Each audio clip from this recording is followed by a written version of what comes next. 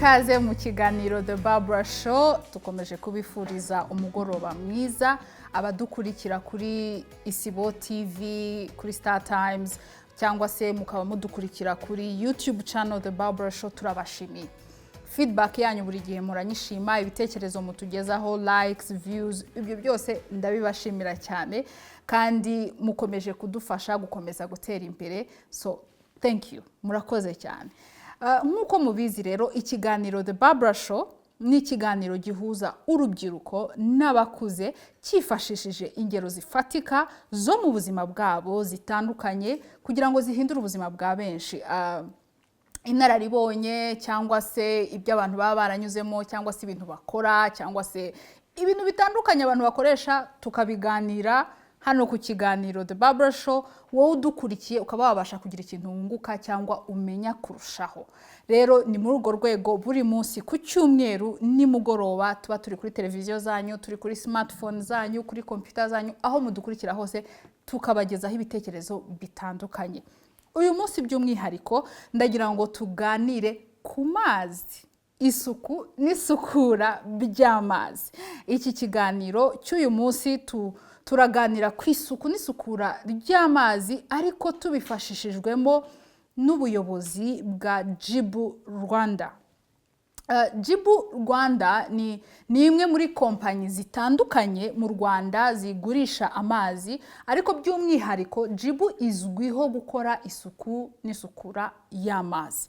Iri mu turere dutandukanye, ariko ibyo turaza kubigeramo nyuma. Ikora no mu buryo butandukanye n'izindi kompanyi zicuruza amazi, kuko bo bafite ubundi buryo bwabo bakora. Umuyobozi wabo arabituganiriza. Uyu munsi turi kumwe n'umuyobozi mukuru wa Jibu mu Rwanda ndetse no muri leta iharanira demokarasi ya Kongo, yitwa Darlington Kabatende. Aratuganiriza imikorere ya Jibu, ko Jibu ikora hano mu Rwanda, ndetse n'uburyo wowe ukoresha amazi ya Jibu wamenya amazi meza ndetse ugakomeza kwishimira serivisi za Jibu. Turamwakira. Darlington Kabatende akaba amaze igihe ayobora Jibu mu Rwanda ndetse no muri leta iharanira demokarasi ya Kongo. Akaba afite n'inararibonye mu kuyobora projet zitandukanye cyangwa se imishinga itandukanye igenda ihindura ubuzima bw'abantu, igenda iteza imbere abantu mu buryo butandukanye, ariko by'umwihariko muri iki gihe niwe muyobozi wa Jibu mu Rwanda. Tuguhaye ikaze Darlington. Murakoze cyane. Yes. Yeah. Abantu benshi bagira amatsiko kuri Jibu, kuko Jibu n'ubundi ukuntu ikora bitandukanye n'izindi companies zikora amazi. Jibu ikora gute? Cyo ni ikibazo cyiza cyane Barbara, kandi wenda naragusobanurira, ndashaka kugushimira aya mahirwe yo kuza kuri show, kandi wenda no gusobanurira abanyarwanda cyangwa no kuganira nabo mu menshi cyangwa mu bintu byinshi bitandukanye. Wenda kuri iyi mpamvu turavuga kuri Jibu, kubera ko nicyo numva urimo uganiraho cyane. Jibu ni ikigo gitunganya amazi nk'uko bivuze, ariko wenda ndaza kubisobanura neza cyane. Dufite mode itandukanye. Mbere na mbere Jibu yatangiye gukorera mu Rwanda 2012. Niho twatangiye gukora mu Rwanda. Twatangiye n'iduka rimwe ducuruza amazi. So dufite history irenze mu myaka 5-6, tugiye kujya mu myaka 7 ducuruza cyangwa dukora uyu mushinga w'amazi. Jibu ifite mbere na mbere dukora iki? Modo yacu we source, we produce and we retail. Ni ukuvuga iki? Ni ukuvuga ngo dufite business model bita franchising. Franchising ni kuna bibasobanura neza, duha uburenganzira abantu, tukabaha model, ariko tukabakurikira munsi ku munsi kubereka ukuntu bakora ibintu. Bisobanuye neza ni ukuvuga ngo Jibu yatangiye 2012, turi mu Rwanda, turi mu turere, dufite amaduka 52 mu gihugu cyose, 52 shops. Uturere uturere turi mu turere hafi twose ngira ngo ni nka turere wenda 2 cyangwa 3 aho Jibu itari. Yego. So ugasanga rero ayo maduka yose dufite abo bose ba operatinga ku kintu bita franchising. No kuvuga ngo dufite ibiro bikuru bireba imishinga yose reba amaduka yose kandi abo bantu bose bafite ubumenyi n'ubu training n'ubuhanga gutunganya amazi. Ndumva wenda mu gutangira ari ibyo ngibyo. Yeah. You source. Yes. What do you mean source? Bivuze iki? Gusourcinga no kuvuga ngo we set up to setting up ahantu ahariho hose.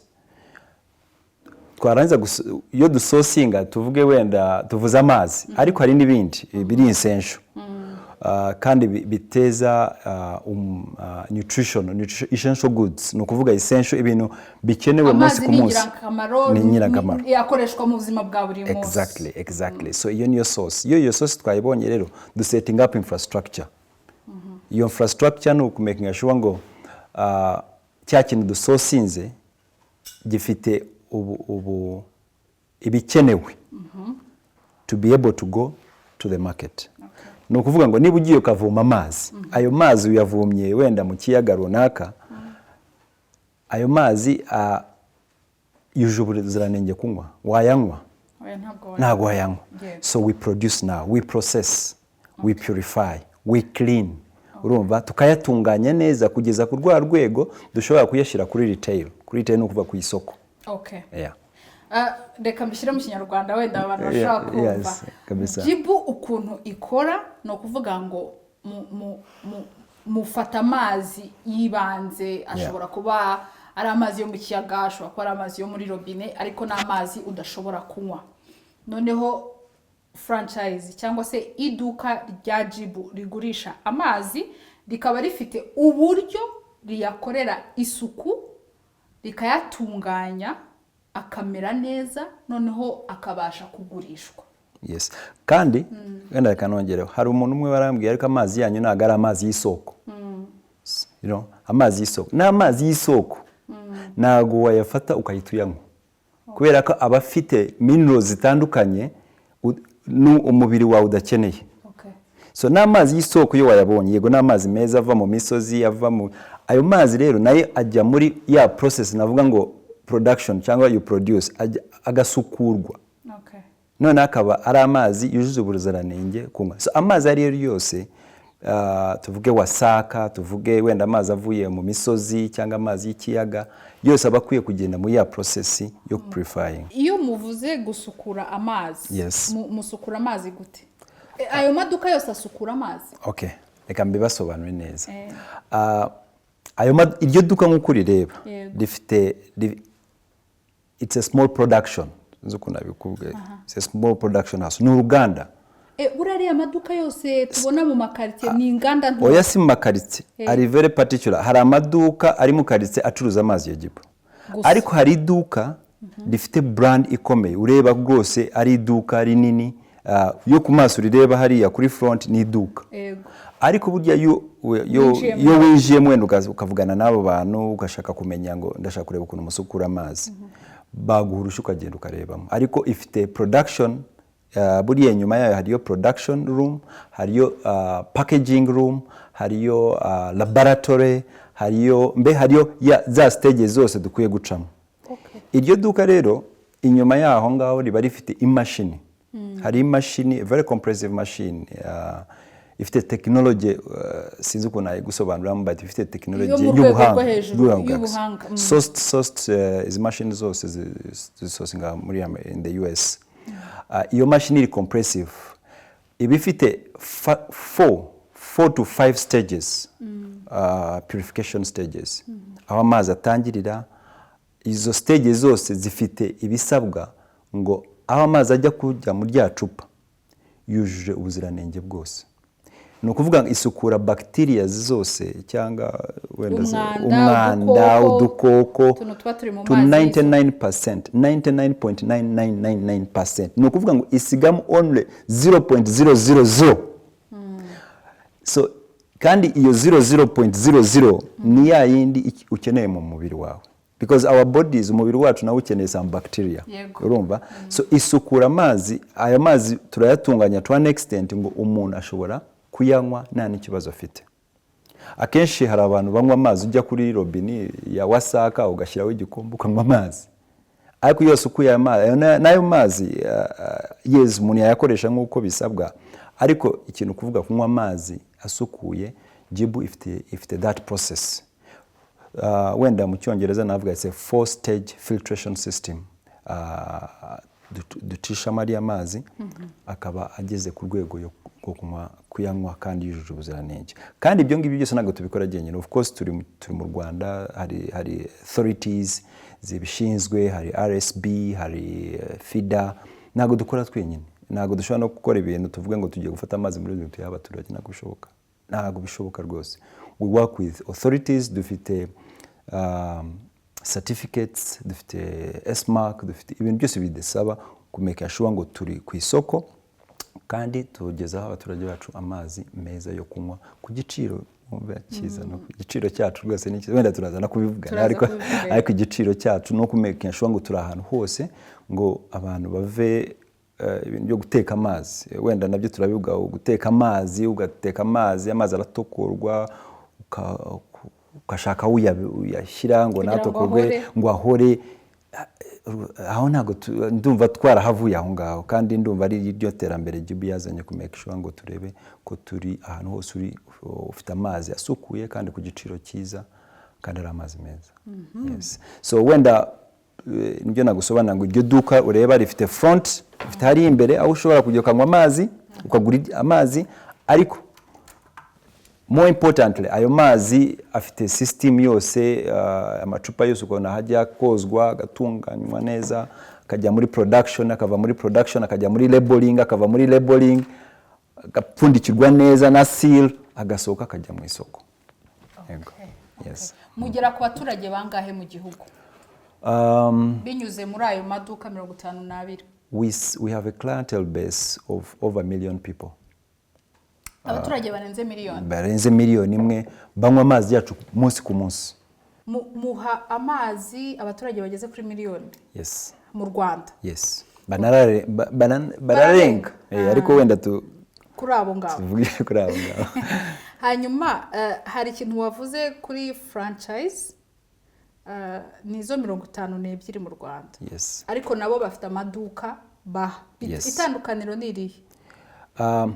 Wenda ndaza kuvuga ibintu bibiri. Hari icyo bita value chain, hakaba hari n'ikintu bita last mile distribution. Ni ukuvuga ngo urwo ruganda tuvuge franchise, tuvuge wenda umuntu uri Karongi, ufite franchise ya Jibu n'ubushobozi butunganya ari amazi. Iyo yatunganyije ayo mazi afite abandi bantu akorana nabo. Abo bantu akorana nabo hari supermarket, alimentation, iyo wa muturage agiye kugura umunyu akabona n'amazi, abafite amazi ya Jibu.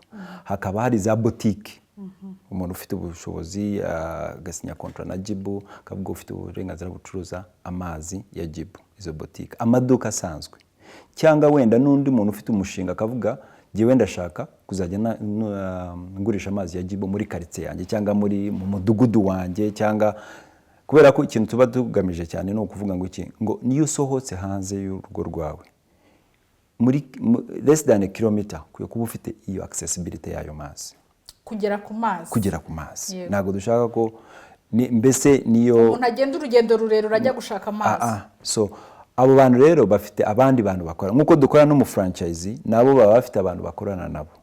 Abo bantu rero bakwiye kuba bafite uburenganzira bucuruza ayo mazi, basinyana amasezerano natwe. Iyo dusinya amasezerano n'umufranchise, umufranchise asinya amasezerano n'uyo mu retailer cyangwa niyo alimentation, mbese kureba ukuntu y'amazi ava ku ruganda akagera ku muntu uyagura uyanywa atagize ikibazo cyaricyo cyose. So dufite iyo retail, iyo last mile distribution, kumeka sure ngo buri muntu wese uri muri urwo rugendo rwo gucuruza tumufiteho uburenganzira cyangwa dufite ya partnership nabo. Yes. Ariko Jibu ntabwo igurisha amazi gusa. Jibu ntabwo igurisha amazi kuko hari ibindi bintu njya mbona biriho Jibu. Exactly. Wenda ukuntu nabikubwira neza. Dukora mu bintu biri essential. Niki ikintu mu rugo ukeneye munsi ku munsi. Ukeneye amazi yo kunywa. Abana bakeneye igikoma cyo kunywa wenda. Tukana urugero. Ukeneye amashanyarazi electricity. Ukeneye gas guteka. Hari ibintu by'ingenzi Jibu is very particular about. Naga tukora ibintu ibyo byose. Dukora ibintu bisabwa cyangwa bikenewe mu buzima bw'umuntu buri munsi. Ngo wenda nkubwiye amazi dufite iyo product dufite twagiye mu bintu kubera ko tu are very particular about nutrition z'abana cyangwa igikoma, so imirire myiza y'abana, that's a good one. So dufite igikoma kiri very very nice, gifite soya, gifite nutrients nyinshi, gifasha umubiri. Tukaba dufite gas, ubu twalonginze gas, Jibu gas, kubera ko munsi abanyarwanda benshi bakina bateka kuri gas. Urumva ntabwo tujya amakara no gutema ibiti. Ubu ngubu dufite gas, kandi gas ahantu hose hari Jibu turashaka kwakwiza gas so that yuguza amazi ushobora no kugura gas, kandi gas urayikeneye mu rugo. So n'ibindi biza biri imbere nk'uko tukomeza gucuruza no kujya muri business, hari n'ibindi binda bizaza, ariko ubu ngubu cyane cyane turi mu mazi, turi muri gas which is energy, turi muri imirire myiza y'abana, y'abamama, y'abaturage, so nabyo tubirimo n'ibindi bizaza. Murakoze cyane. Mukomeje gukurikira ikiganiro The Barbara Show. Tugiye gufata akanya gatoya ko kwamamaza, ariko nkuko nabibabwiye turi kumwe n'umuyobozi mukuru wa Jibu mu Rwanda, arimo aratuganiriza ku mikorere ya Jibu mu Rwanda, by'umwihariko isuku n'isukura y'amazi. Abenshi mushobora kuba muturanye n'amashop cyangwa se amaduka agurisha amazi ya Jibu, cyangwa se muturanye na za franchise, mwibaza uburyo Jibu ikora, uburyo mubona amazi yabo yo kunywa, n'ibindi bibazo bishobora kuba bishingiye kuri urwo rugendo cyangwa se iyo production y'amazi. Turakomeza kubivugana n'umuyobozi mukuru wa Jibu mu Rwanda. Ntuveho, mu kanya turagaruka tugira ibibazo bimwe na bimwe dusubiza. Murakoze.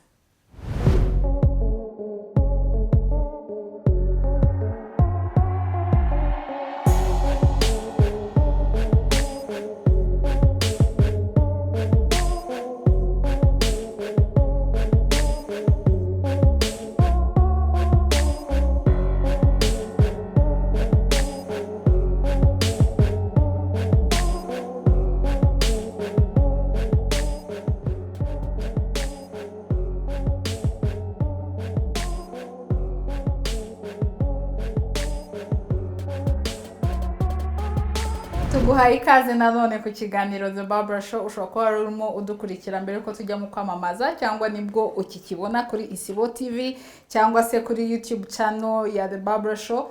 Nimba utubonye kuri YouTube kora subscribe. Abantu badukunda badakora subscribe kuri The Barbara Show kuri YouTube ntago tubyumva neza, so kora subscribe yawe ukurikire n'ibindi biganiro byatambutse. Nimba ari bwukiza rero cyangwa se ubifatiye hagati, twavugaga ku isuku n'isukura ry'amazi ndetse n'imikorere ya Jibu mu Rwanda, ariko mfite ibibazo bitandukanye nshaka kubaza umuyobozi wa Jibu mu Rwanda, Darlington Kabatembe. Darlington, Jibu inganite mu Rwanda. Wambwiye ko hari franchise 52, ariko ukuntu ingana ndabivugira iki?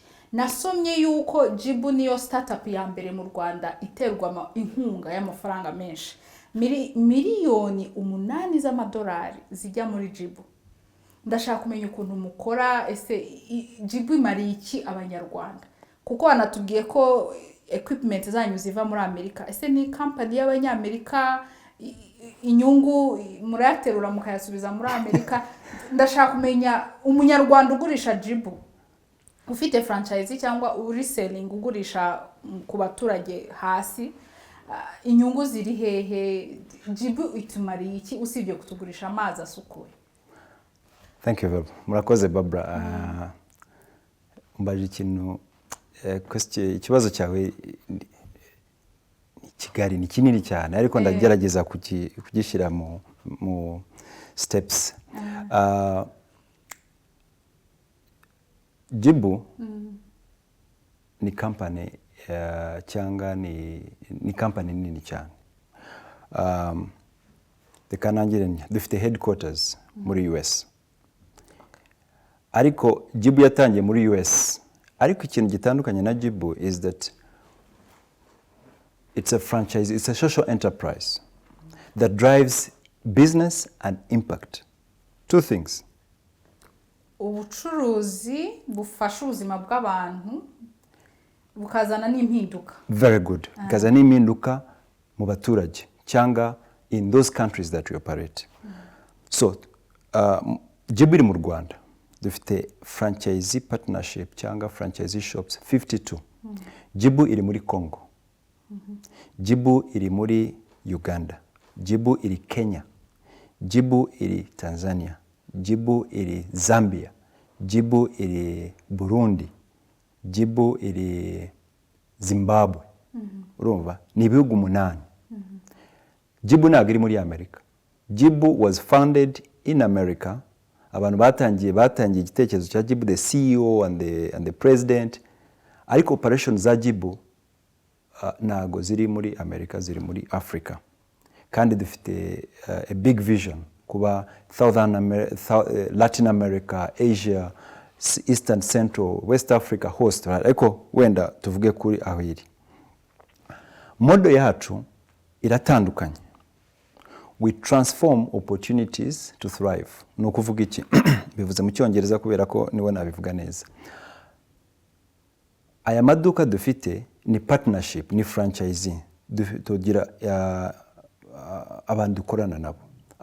Buri shop ureba hariya muri network yacu ifite registration number yayo. No kuvuga ngo ni company y'umuntu tuvuge Barbara ifite izina ryayo. Urumva ifite TIN number yayo, ifite registration number muri RDB yayo. Okay, slow down. Buretse gatoya. Donc shobora gufungura company yanjye. Exactly. Noneho nkabona kuza kubegera. Exactly. Tugakorana amasezerano. Exactly. Twamara gukorana amasezerano, okay. Bihera aho ngaho. Kuri company yanjye no kubegera. Yes, and that's franchising. Okay. Tuguha bwa burenganzira. Tuguha franchise, tukavuga iyi ni brand, tuguha brand yacu. Ibintu byose ugiye kora muri iyo company nangiri ni Jibu gusa. So kandi franchising murazizi dufite companies, DHL is franchising, KFC is franchising, companies zitandukanye, McDonald's franchising. Abo bose nta kindi amategeko n'amabwiriza indangagaciro zose byose biba ari Jibu cyangwa biba ari iki kigo terms and conditions ni Jibu. So reka mbaho urugero. So Barbara afite company. Afite registration number ye, afite RDB certificate yayo. It's a private company. Araza aka-approachinga Jibu cyangwa Jibu ikamu-approachinga. Either way. Tukicarana, tukumvikana. Tukakubwira opportunities. So tukagucuruza ya mahirwe gukorana na Jibu. Twakumvikana rero tukasinyanya amasezerano. Tukajya muri process noneho yo ku onboarding. Onboarding no kuvuga noneho tukakwigisha how does Jibu work. Tukakwereka ibintu byose, tukagushyira amahugurwa, tukakujyana for training, imashini zose, ibintu byose biri muri ya franchise belongs to Jibu. It's property of Jibu. Wowe icyo ukora kandi wenda icyo nshaka kuvuga cyane ni ya mahirwe tuguha. So ukajya muri ya shop, ibintu byose turabisetinga nka Jibu corporate. Ikintu ukora gusa no kuzana abakozi bawe, certificate, registration, bank, byose ni ibyawe. Ariko ibintu byose infrastructure, imashini ziriya mashini nakubwiraga zose ni twebwe tubiguha. We set up the shop completely, the whole production entity try setting up. Ariko kubera ko vision yacu is to transform communities, is to empower communities. Kubera ko uvuye hano ukajya Rusizi, jewe Kabatende ntago nzi Rusizi, n'abaturage ba Rusizi simbazi, n'imibereho yabo wenda n'ukuntu ururimi bavuga cyangwa imyumvire yabo iratandukanye. So tugashaka umuntu wa Rusizi, utuye Rusizi, uzi imikorere ya Rusizi, niwe tuzana. Tukamwigisha ukuntu kuyungura amazi, tukamwigisha mbere tumushyira in a very comprehensive training. Tukamujyana Rusizi. Noneho wa partner wacu cyangwa ya company nawe turamusaba abantu bari Rusizi nibo uzaha akazi.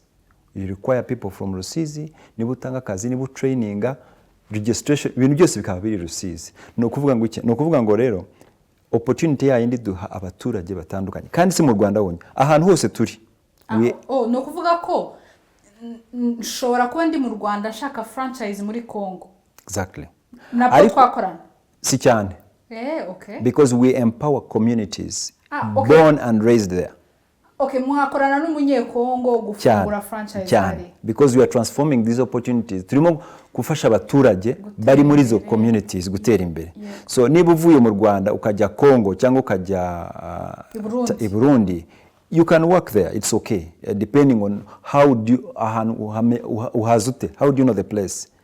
Are you born there? Are you related to people there? Because nago tuba dushaka nkuko wavuga umunyamerika kaza mu Rwanda agasetting up ibintu byose akabikora yaranze amafaranga akajyana muri Amerika. That's not what we promote. We promote local entrepreneurship.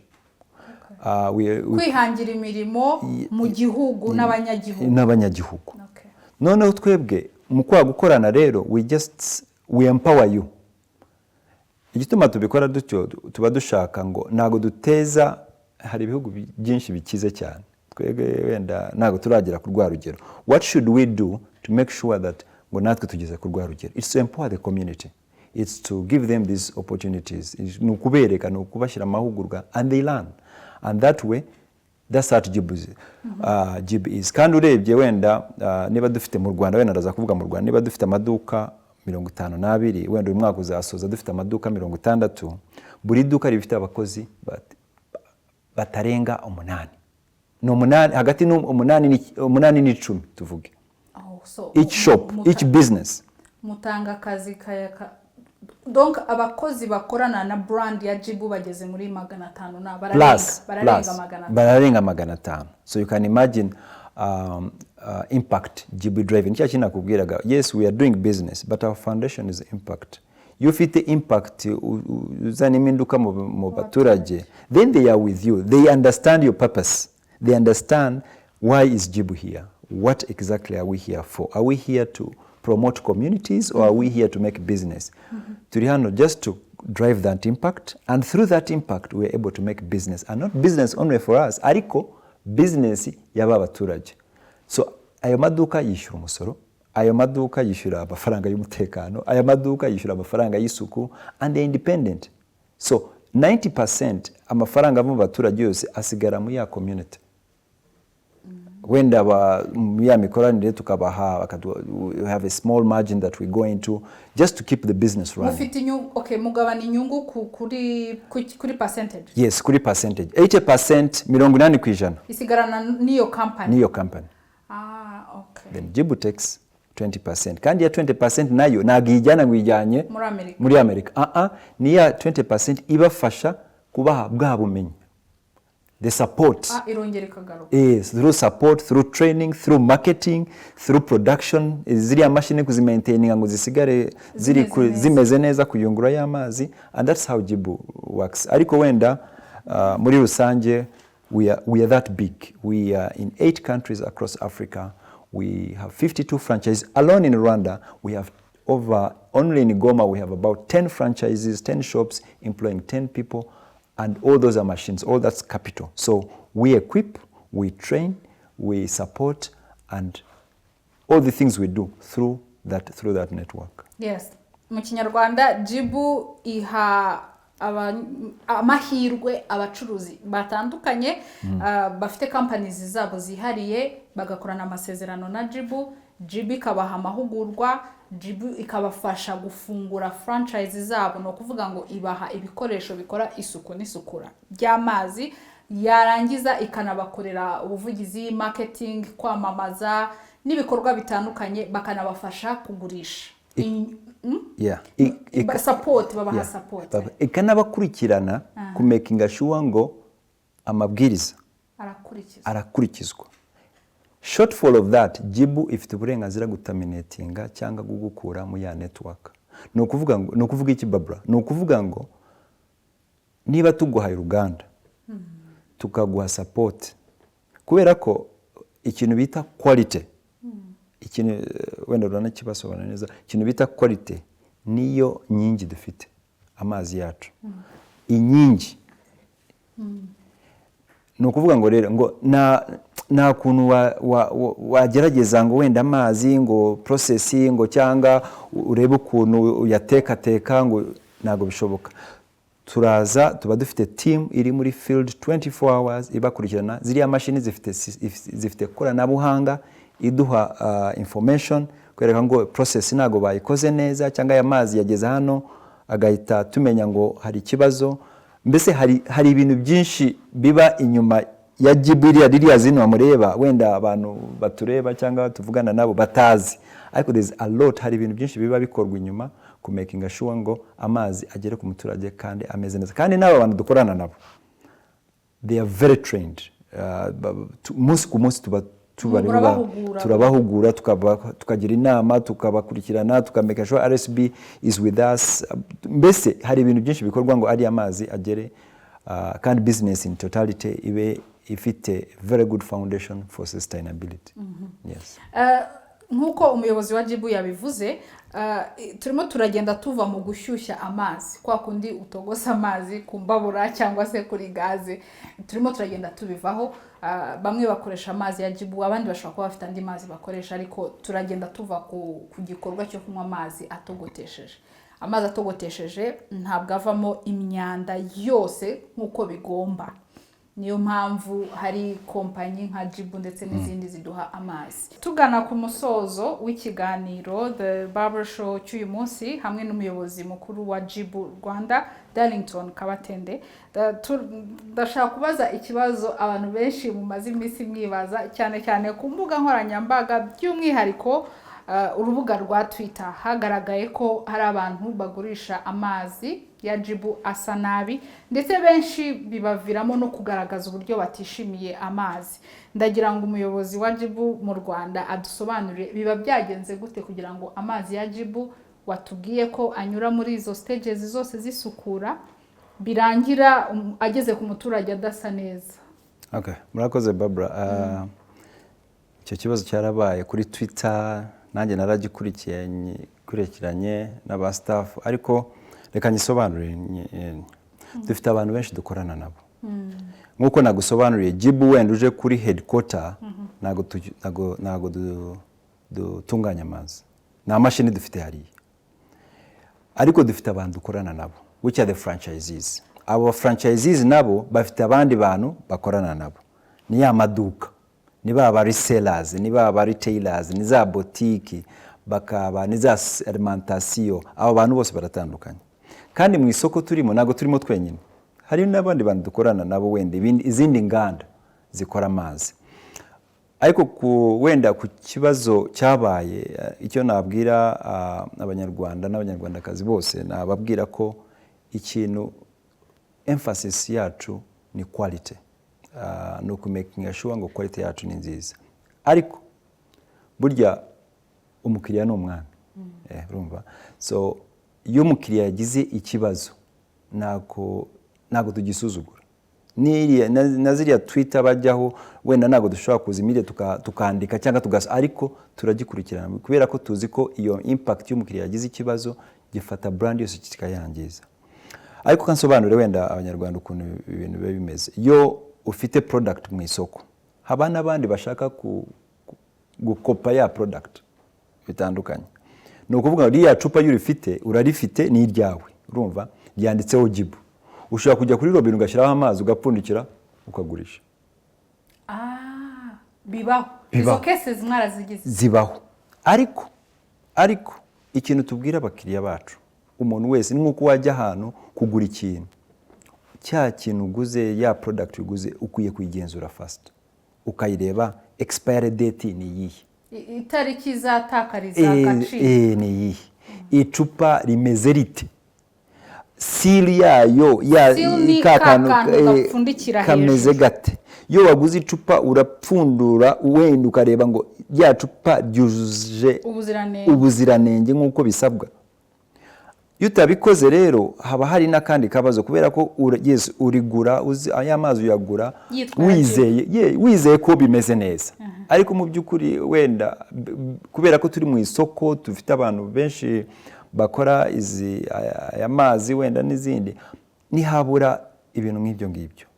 Icyo wenda nshaka wenda gusobanura kuvugaho neza, iyo uguze product iyo ari yo yose tuvuge, check it, yigenzure neza, kurikira urebe itariki, urebe sira, nureba byose bimeze neza, proceed.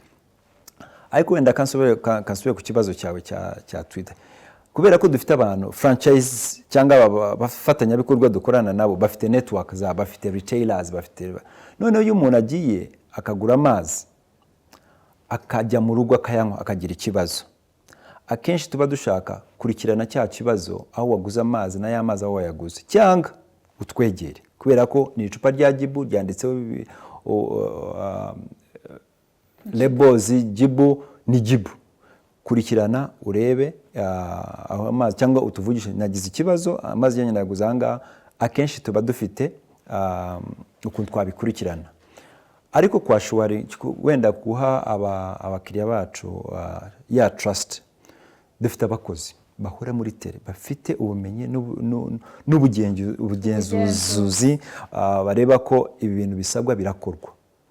Dufite stages za filtration, dufite seals, dufite ukivuga kuri seals kari agapapuro gapfuka icupa hejuru.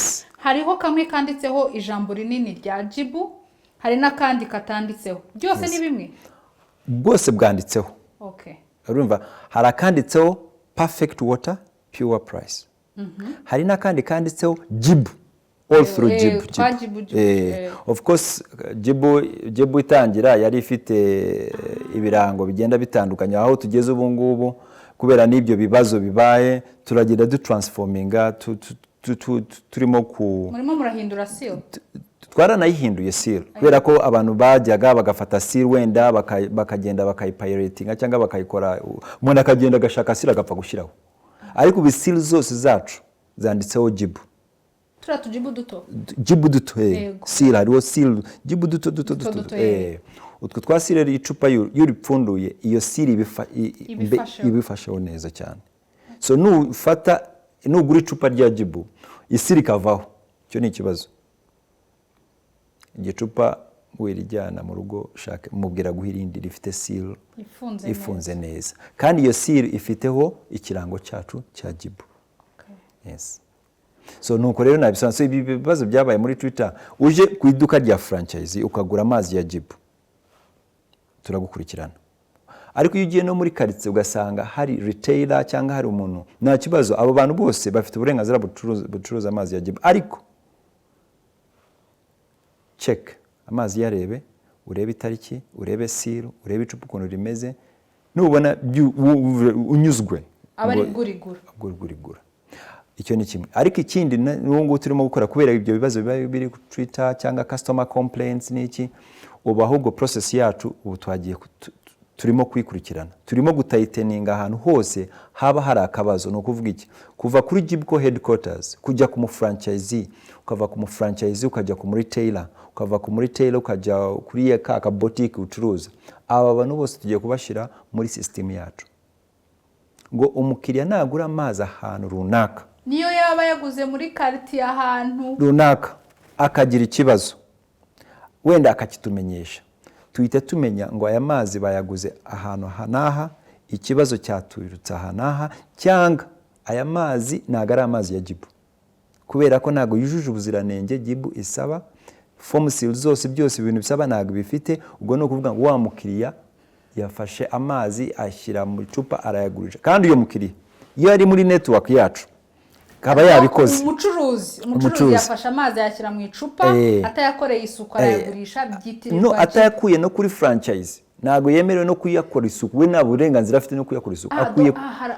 Akwiye kuyakura, franchise akwiye kuyamuzanira, cyangwa akajya kuri franchise ku ruganda akayazana akayacuruza yujuje bya bintu. Iyo umuntu yakoze ibintu nk'ibyo ngibyo akacuruza amazi atujuje ubuziranenge, dufite ibihano. Number 1, tumukura muri network yacu n'aya mategeko n'amabwiriza, complete ntago yongera gucuruza ikintu icyo ari cyo cyose cya Jibu. Ni ukuvuga ngo ntago yujuje ibisabwa. Abo bantu rero, so iyi system wenda mu kwezi kwa maheruko y'uku kwezi kwa 9, hagati y'ukwezi kwa 9 n'ukwezi kwa 8, system yacu izaba iri tight. Buri muntu wese, buri ahantu hari iduka icupa rya Jibu tuzaba tuhazi. Buri muntu wese ucuruza amazi ya Jibu azaba afite igipande cyangwa ikirango cyerekana ngo uyu muntu aremerewe gucuruza amazi ya Jibu. Nujya ahantu adafite icyo kirango ugasanga hari amazi ya Jibu, wenda wababaza. Ariko nicyo turimo gukora to make sure ngo umukiriya nagire ikibazo icyo ari cyo cyose ku mazi yacu. Murakoze cyane, urakoze ku mwanya waduhaye n'ibisobanuro uduhaye. Dusoza, ni iki wageza ku bantu badukurikiye, ni iki wabwira abantu badukurikiye? Murakoze. Wenda kamaze mbashimire ko uyu mwanya wenda twavuze kuri Jibu. Kanizere ko wenda uzanumira ubundi tukavuga ku bindi. Ndagutumira tuvuge ibindi. Tutavuze kuri Jibu, ariko ikintu nabwira abakiriya bose cyangwa abanyarwanda bose banyumva cyangwa bazi Jibu, mbere na mbere ndashaka kubabwira ko Jibu icuruza amahirwe.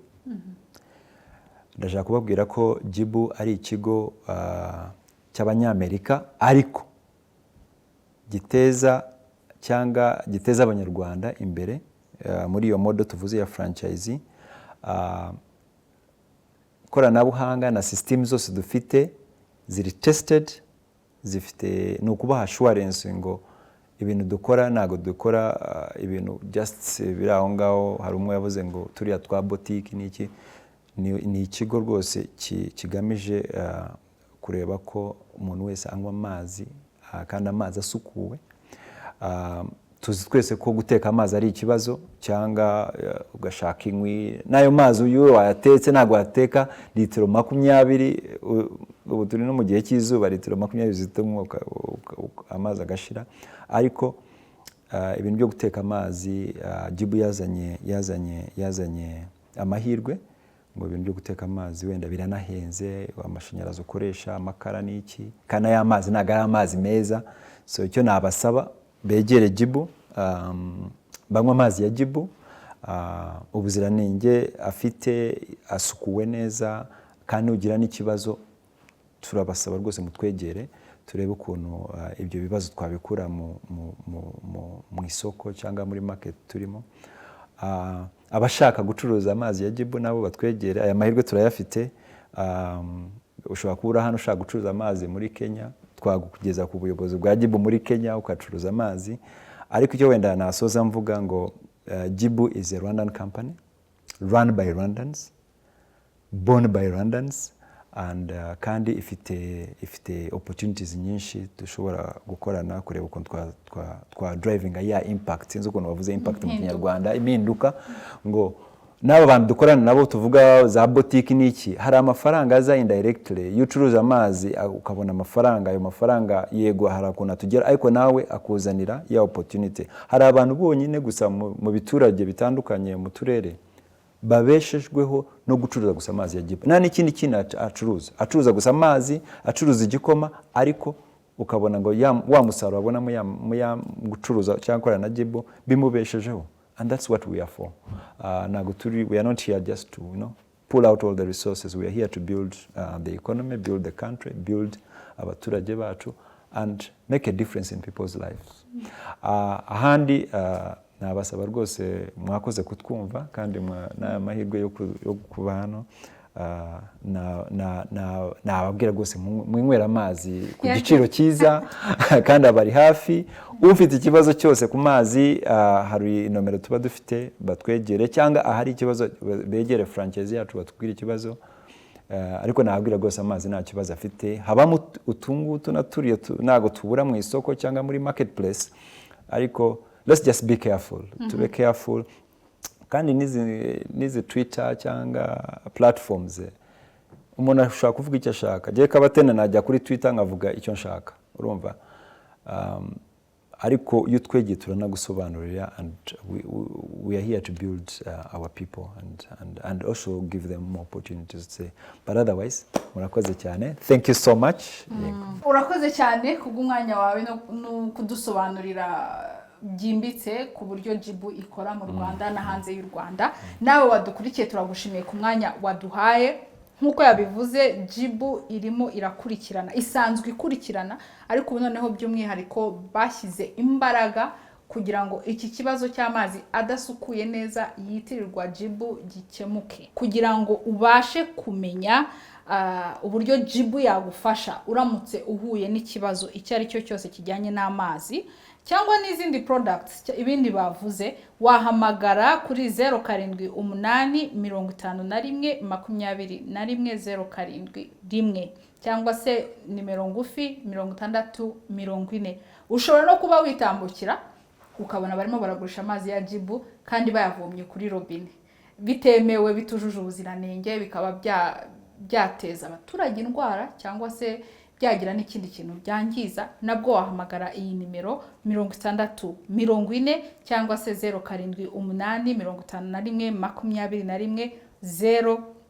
07812101 usaba ubufasha. Jibu iragufasha, cyangwa se n'ikindi kibazo cyose wagira, Jibu yiteguye kugufasha. Tukomeze tunywa amazi meza.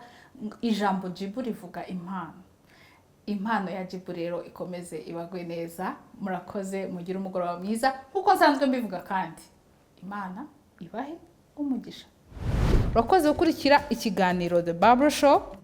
Nimba ukibonye kuri YouTube The Barbara Show, kora subscribe ujye ukomeza kubona amakuru n'ibindi biganiro byinshi bikomeza kuza. Nimba udukurikira kuri Facebook, nimba udukurikira kuri Instagram, komeza udukurikire, turakwishimiye cyane. No kuri Twitter muzajya mukomeza kubona amakuru, ndetse ntimukasibe kureba iki kiganiro ku Isibo TV.